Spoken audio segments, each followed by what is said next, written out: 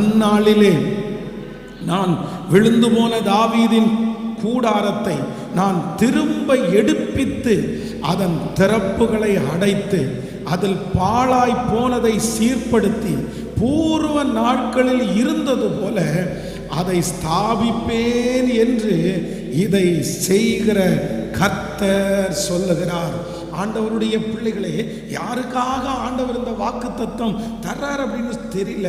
ஆனால் இந்த மாதம் ஆண்டவர் நமக்கு வாக்கு கொடுக்கிறார்.